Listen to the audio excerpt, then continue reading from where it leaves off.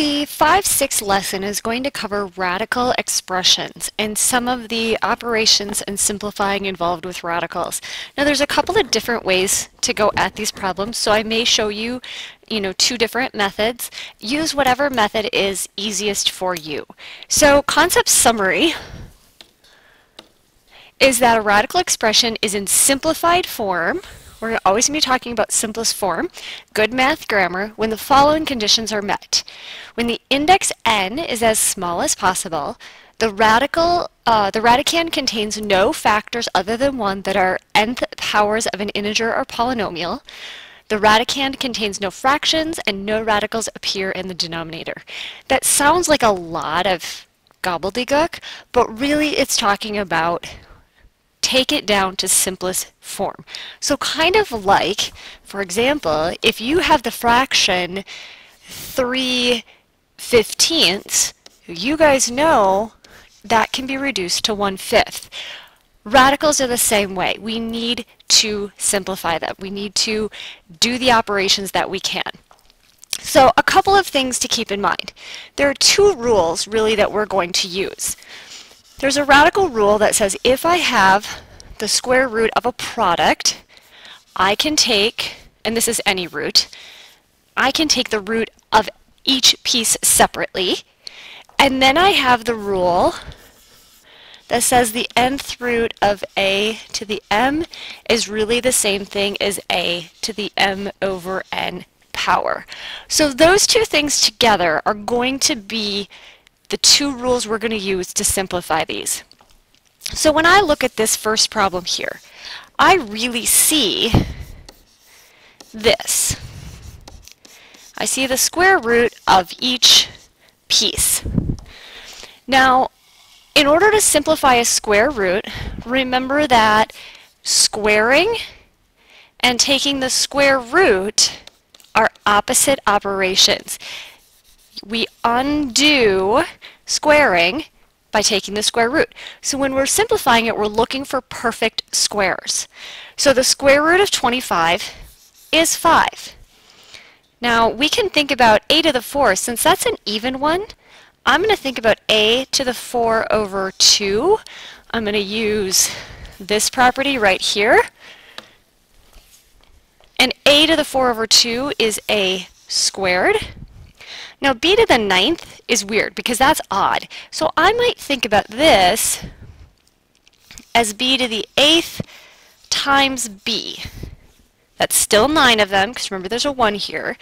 Then I can think about this as b to the 8 over 2 and the square root of b. Now this square root of b right here is this one. That's the leftover. It works a lot like the remainder in division. And so when I go back to my problem, this can be simplified, b to the 4th square root of b. And that is the simplest form. So I took as many square roots out of each term, and then I was left with a little remainder right there. I can't simplify it. I leave it under the radical, just like the remainder in a division problem. Now when I go over to this example, I change. Now I'm looking for the 4th root. Well, what that means is that x to the 4th power is x. So I have to look for powers of 4 to undo. So this one I might do as a factor tree because I don't know what goes into 16. So 16 is 2 times 8, which is 2 times 4, which is 2 times 2. And when I get down to these prime numbers, I'm going to circle them. So what I have here, if I rewrite this, is I have the 4th root of 2 to the 4th. I'm going to rewrite this one in a group of 4. X to the 4 times x, there's still 5, and y to the 4. But remember, since I am taking the 4th root, I want to make groups of 4 whenever I can. So what's the 4th root of 2 to the 4th? Well, those cancel, so that leaves 2. When I do the operation, it comes out. What's the 4th root of x to the 4th? It's x. Can I take the 4th root of x? Nope. So that's my remainder that sticks out over there. What's the fourth root of y to the fourth? It's y. And so that is your final answer. Now when it's coming out here, you're essentially canceling, because remember, we're going to write the fourth root of 2 to the fourth, and those cancel. So the square root sign is taken off because you've done the operation. In the same way here, we can split our fractions, because the square root, the nth root, anything of a over b is the nth root of a over the nth root of b. So I can split my fractions. So in this one I have y to the 8th over the square root of, now this is odd, so I'm going to rewrite it as x to the 6th times x. I still have 7 of them. I'm going to go ahead this time maybe and show you a different way. So if I'm looking for perfect squares, I could also think about this as y to what power squared, because the square rooting and the squaring. Well, to make 8, power to a power is 4. I still have 8, I've just grouped them, over the square root of x to the 3rd squared, there's my 6, times x. So the square root of y to the 4th squared, the squaring and the square root cancel, and it leaves y to the 4th over the square root of x cubed squared. The squaring and the square root cancel, leaving x cubed. I can't take the square root of x, so that is my remainder. Now, if you remember back to geometry for sure, it's very bad math grammar to leave that radical in the denominator. So we have to go through the process of rationalizing the denominator. This is a lot like making common denominators, because we want to get that radical out, so we want to make a perfect square. We know we can multiply any fraction by 1. So if you just remember back, if I have 1/2 and I want to change the denominator, I could multiply this by 3 over 3. This number right here equals 1. So I'm not changing my value, I'm just changing the way my fraction looks. I'm going to do the same thing here. Now if I want to get rid of the square root of x, I need to make x squared. So I'm going to multiply by exactly this thing, top and bottom, so I don't change the value of my fraction. So when I do the numerator, I have y to the 4th over the square root of x over x cubed times x square root squared, because I really have 2 of them. That square root and that square cancel. That's the whole point, is I want that radical to disappear. Y to the 4th over the square root of x over x to the 3rd times x. Combine like terms, y to the 4th square root of x over x to the 4th. And that is that rationalizing the denominator piece. In geometry, if you remember, we did it a lot with things like 3 over the square root of 2. You would rationalize by multiplying by the square root of 2 over the square root of 2. So you would have 3 square roots of 2 on the top. The square root of 2 times the square root of 2 is the square root of 4. And that becomes 3 square roots of 2 over 2. Now don't think you can cancel a square root of 2 over 2, because the square root of 2 is a number that is certainly not the same as 2. Now if this number out front here, the coefficient, was 4, you could cancel. But you can't cancel under a radical, because that is a real number. Same way over here, check to make sure there's canceling. There's not. Can't cancel with that one, because that's a different number. So we're good. So let's look at this next example. Here we're looking for the cube root. So I have the cube root of 2.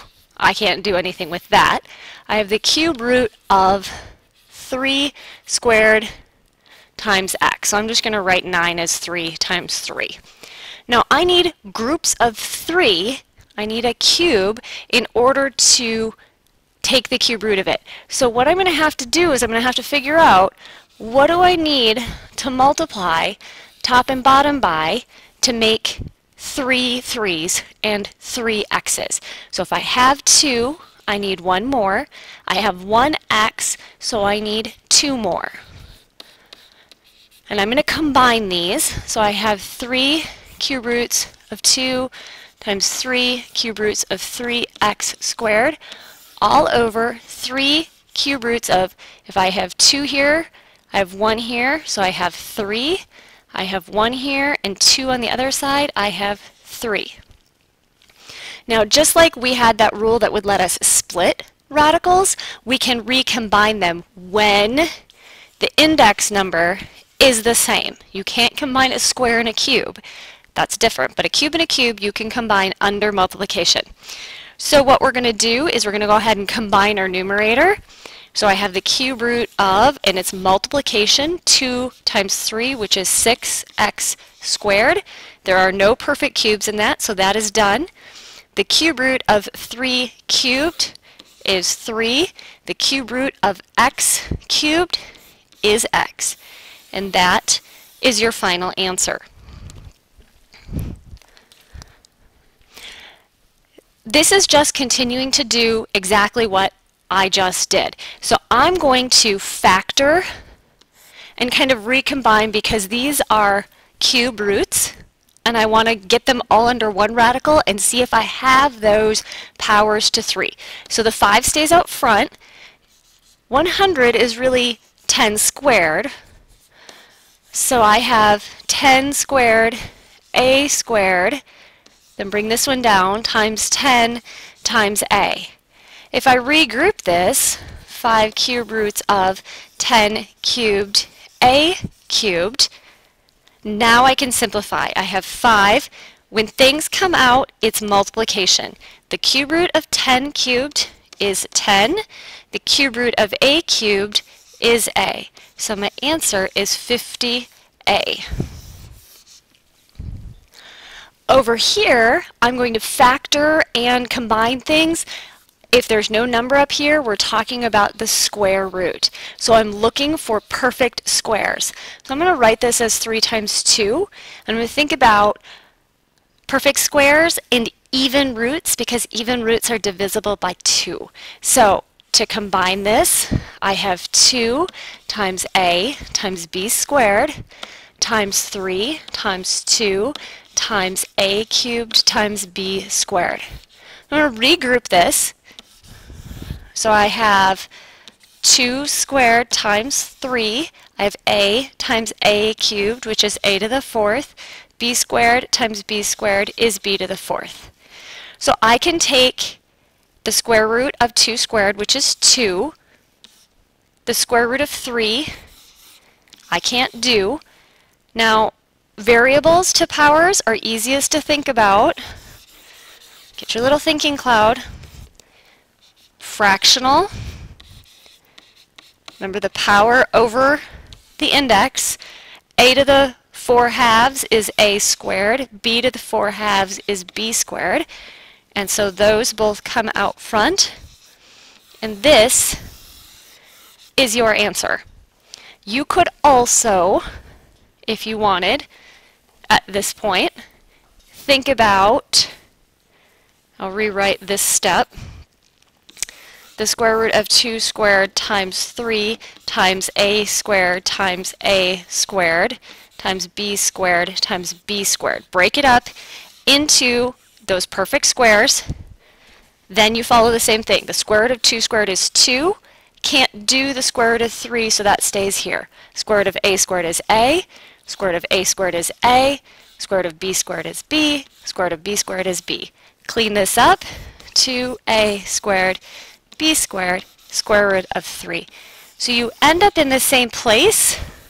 It's just 2 different methods. So whichever one works best for you. Tune in to the rest of the lesson in part 2.